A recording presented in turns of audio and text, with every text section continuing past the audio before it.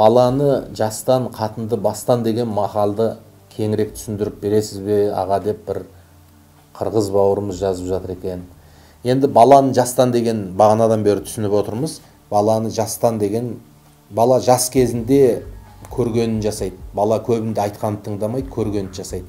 Сондықтан баланың алдындағы беретін ең үлкен тәрбиеміз өзімізді тәрбиелі ұстау.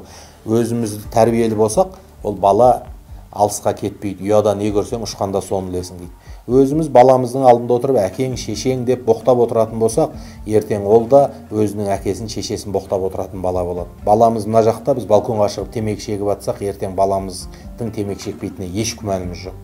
Немесе үйде отырып алып телевизорде қатын бала шағамыздың алдында батыр болып телевизордан көрінген біреуді боқтап отыратын болсақ, онда ол да ертең агрессор болып көрінген адамды боқтап отыратын, сондай агрессиясы бойынан жалын шашып тұрған бір жұртқа мінезі жақпайтын, көрінген жерде ортамен араласа алмайтын бала шығып жатса, ешкімге өкпелеудің қажеті жоқ. Сондықтан әлгі балаң тәрбиелеп әуре болма, одан да өзің тәрбиеле, себебі балаң өзіңе ұқсайды деген қазақтың тәмсілі бекер шықпаған. Баланы жастан, қатынды бастан деген көбінде өкінішке орай әйелді келесап үркітіп алу керек, қорқытып алу керек.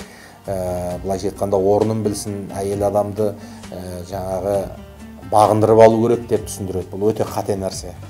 Өте қате нәрсе. Қатынды бастан деген басынан ұрыспай, бір-біріңе қадір қасиетіңді өткізу деген сөз ғой. Әйел адам келгеннен сенің шында да үйленгенге дейінгі айтқан сөздерің менен үйленгеннен кейін де айтқан сөздерің үйлесетінін көру керек қой. Үйленгенге дейін керемет болып көрініп, тап-тұйнақтай болып киініп, әп-әдемі сөзінде тұратын, күлімдеп сөйлейтін жігіт болып жүріп, үйленгеннен кейін қабағын қарс жапқан, жан-жағының бәріне ызасын шашқан, өзіне өзі әдепсіз білгенін жасайтын жігіт болсаң, онда сенің ешқандай да қасиетің қалмайды. Үйленгенге дейін қандай көркем болып көрінсең, үйленгеннен кейін сол қасиетіңді одан бетер дәлелдеуге тырыссаң, әйеліңнің алдында қадірің артады. Қазақ айтады, халқыма қадірім жоқ, бетімді көреді, қатыныма қадірім жоқ, етімді көреді деген сөз.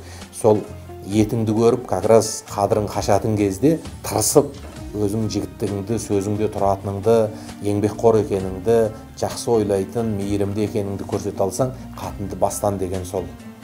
Қатынды басынан өзіңнің мықты адам екеніңді дәлелдеп, мықты жігіт екеніңе қуандыра алсаң, ары қарай ол да сенің қадіріңді біледі деп ойлаймын.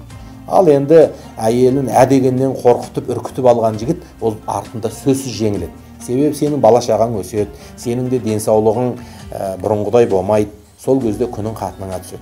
Сол кезде бала шағаң саған қарсы қояды, туған туысқаныңды қарсы қояды. Сен ең соңында қиналып денсаулықтан айырылғанында нәскиіңнің қайда екенін білмей, қай тамақты қашан ішеріңді білмей қалған кезде, қайдарыңның қайда тұрғанын білмей қалған кезде, соны тауып беріп, әй қақпас, мә мынауыңды іш, әй қақпас, ояқта неғып отырсың, ары тұр, бері тұрма деген сөзді еститін уақыт та келеді. Сондықтан әйелді бойыңда қуатың, қадір қасиетің, ақша тауып тұрған кезіңде керісінше абырой жинап қалуға тырысу керек. Сол абырой жинап қалсаң, ертең қартайып қалжыраған кезде, шаршап шалдыққан кезде, әйелің, ой, талай сенің жақсылығыңды көрдім ғой, менің қадірің, өткен қайраң, менің қарашалым деп, сенің керісінше қадіріңді біліп, балаларға қасиетіңді айтып, сені төрде отырғызып, сен демалып жатқан бөлмеге балаларды кіргізбей, немесе сенің сыртыңнан ешкімге ғайбат айтқызбай, қонақ келсе төрге отырғызып, қонақ кетсе жағдайыңды жасап, қадіріңді білетін әйел содан шығады. Сондықтан баланы жастан, қатынды бастан деген сөз үйлене салысыменен абырой жинауға тырысу керек ер азамат. Абырой жинау деген жаңа подкаблучник болып, әйтеуір не болса да әйелім білет, құрсын сол тыныш болсын деп астына жығылып жеңіле беру емес. Еңбекпенен, тырысуменен жақсы қасиетіңді өткізіп, өзіңнің жақсы әділ жігіт екеніңді дәлелдеуге тырысу ғой.